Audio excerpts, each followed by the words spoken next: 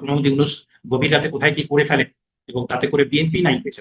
মানে 5ই আগস্টের আগে যেটা হয়েছে যে একটা ন্যাশনাল এবং ইন্টারন্যাশনাল প্ল্যান করা হয়েছে যে এইখানে আওয়ামী লীগ এবং মুক্তিযুদ্ধের সমর্থক যে সমস্ত মানুষ, তারপরে যে সমস্ত শিক্ষক, তারপরে সাংবাদিক, তারপরে আমলা, তারপরে আপনার বিভিন্ন শ্রেণী পেশার মধ্যে যারা আছে, এটাকে পুরো উপড়ে ফেলতে হবে।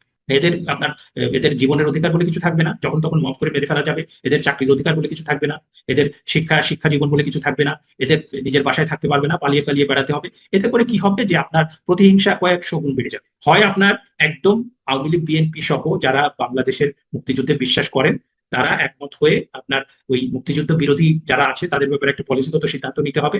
হ্যাঁ, আর নইলে পরে আপনার মানে একটা পলিসি নিয়ে রিকনসিলিয়েশন যদি না করে, তাহলে পরে এরা ক্ষমতায় এসে ওদেরকে প্রতিহিংসা করবে, ওরা ক্ষমতায় এসে এদেরকে নির্মূল করবে।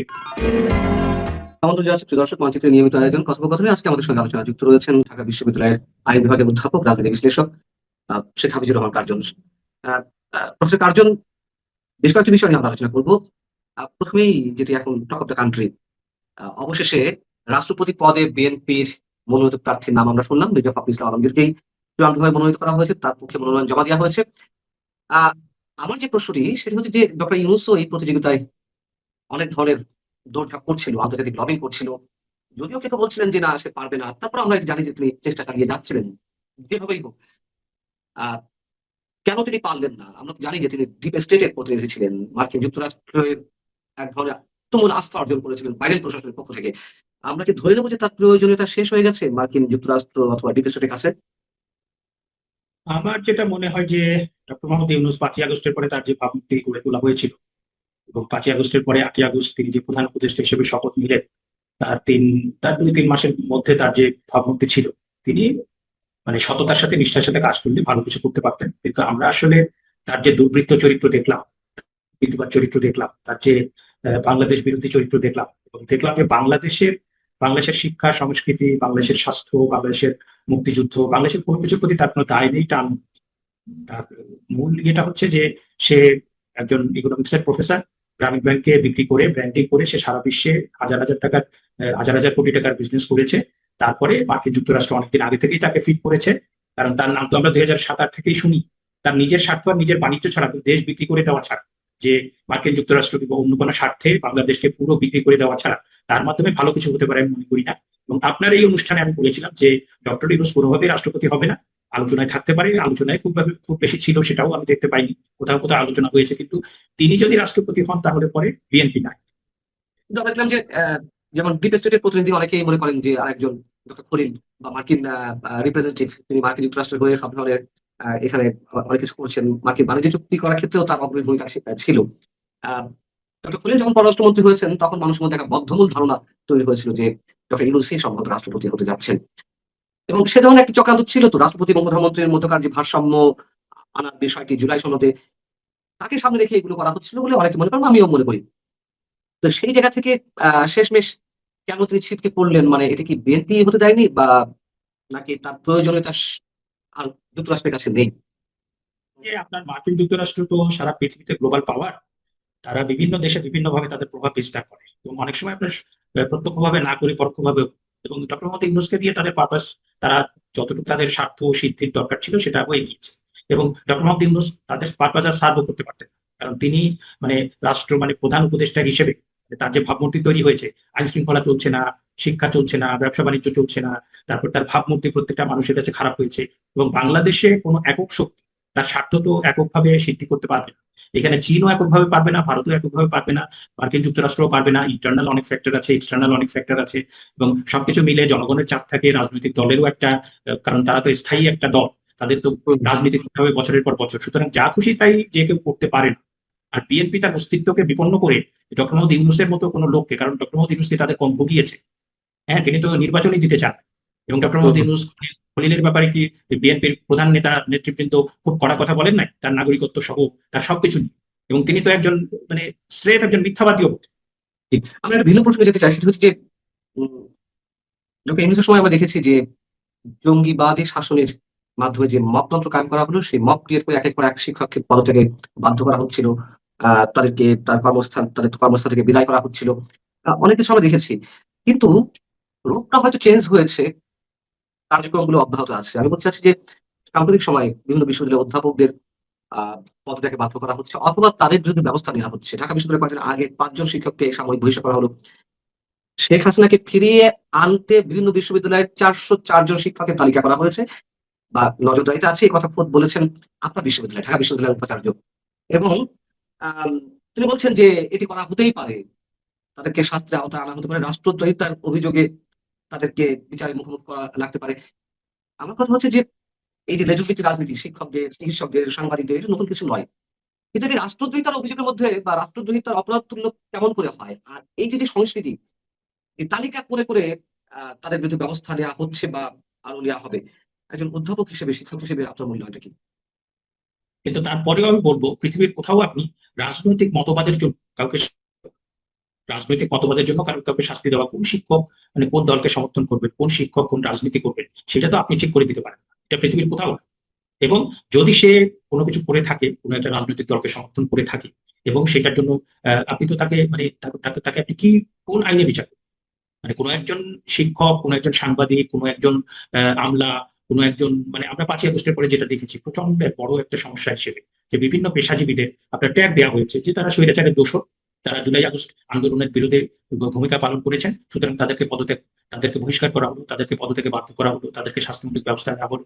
কারণ শাস্তিমূলক ব্যবস্থা নিতে গেলে আপনাকে ডিউ প্রসেস অফ লতে যেতে হবে।